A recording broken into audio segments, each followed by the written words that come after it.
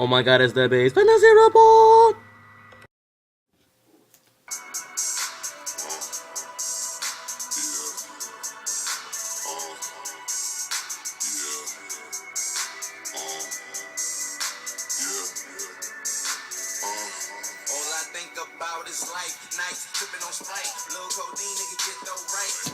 Yo! Welcome to the Base Fantasy Report Week 15, the playoff edition. Is your host, the Moon Man, Iyun, the King of Scrimps. I'm gonna be brutally honest right now. I've tried making this video like 20 times. This is like the 21st take. I don't care if I mess up. We're just gonna keep going on with it. Oh my god, I feel so tired. Alright. Before we get into the actual playoff matches, let's talk about the matches for the people going for that 5th place position, that coveted 5th place position. It was myself versus Mateo Blanco. It was a salty run back, and thank you, Chris Johnson, for that 94-yard touchdown run. And with that play alone, I sealed the victory, so I will be playing No Beef for the 5th place position. No beef, Angelo defeated Chris, but we won't even go into the matchup because it was a doo-doo matchup. No one cares about the matchup. Can we agree on that? Agreed? Cool. Alright, so let's go into the first playoff matchup. Coming in that number 1 seeded position, it was Diplomats. It was Anthony Soriano versus, coming in at the number 4 seeded position, Puss Peters Carl. And Carl, man, what can I say except I'm deeply sorry for you, man. Your team scored an abysmal 35 points. I know I've been saying abysmal a lot these past few weeks, but Carl's team's performance was truly abysmal. It was horrific and not in a good way. I mean, how are you only going to put up 35 points, man?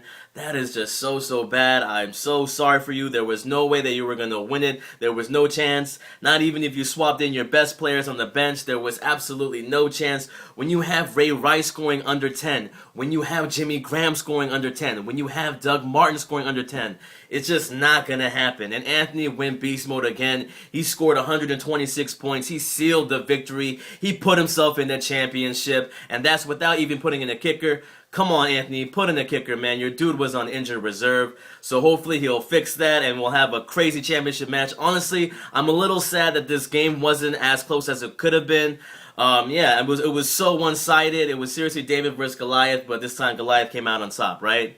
Right, alright, let's go into the second playoff match. Coming in that number 2 seeded position, it was the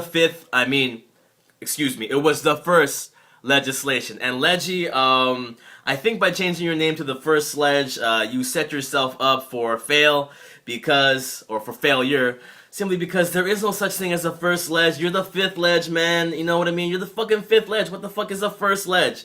Alright, anyway, it was the 5th ledge versus, Peter at the number 3 spot. And unfortunately for Leggy, he came up a bit too short. His guys didn't perform well at all. They only scored, let's see, what did they score? They only scored 68 points. And that, in the playoffs, is pretty bad. And Peter came out with the win, scoring 99. I guess star players for him were Alfred Morris, Andre Johnson, and Arian Foster. Nothing new, no surprises there. So congratulations on Peter making the championship. And Leggy, come on, man. The first legislation, that's a stupid-ass name, man. Shit. I don't mean to call you out like that, but seriously, that was stupid. That wasn't even, like, original. That wasn't even, like, funny. Whatever. Alright, so going into the championship. Man, I want to be hyped for it. I want to be excited for it, but to be honest with you, I'm not, man. And I'm sorry for being a downer right now, but I mean, we got Peter, I mean, the guy who I've dissed all year, and somehow he makes it to the championship, you know what I mean? I'm not going to praise him for going in there, you know, I'll congratulate him, good job for making it, but I mean, like, do I really care? No. And and then we have Anthony. I mean, that's my boy, that's my best friend, but at the same time, we can't have a new guy coming into our league and then just winning the championship. We can't have the Soriano legacy continuing on. That's simply just whack. So, I mean, it's a catch-22 for me. It's like doomed if Pete wins because he's going to keep talking in my ear until next year. He's just going to be like, yo, Eric, what happened, man? You may have beat me twice, but I won the championship. And then if Anthony wins, I mean, you know, this guy, he's already been going crazy. He's already claiming that he's going to win it. He's been claiming it since 2 weeks ago. So we're never going to hear the end of it. So, I mean, for everybody else in the base league, it's going to be I don't know. I can't believe one of these guys is gonna win a championship. You know, I hate to be such a quote-unquote Debbie Downer, but that's what it is. I'll try to get hyped for it right now. I'll try to, but I really can't. We're gonna have Funk Nasty versus Diplomats. That's your championship match. This has been the Base Fantasy Report, and what do I leave y'all with? I'll leave y'all with this. Alright, guys.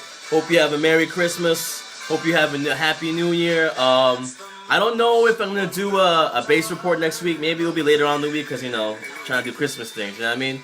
So, Merry Christmas to y'all. Happy Hanukkah to Jason. Yeah, Jason's Jewish, guys. Happy Hanukkah, Jason.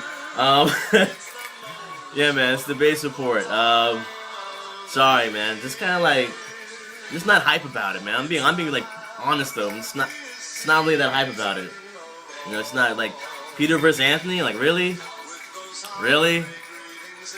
whatever. All right, guys. Merry Christmas.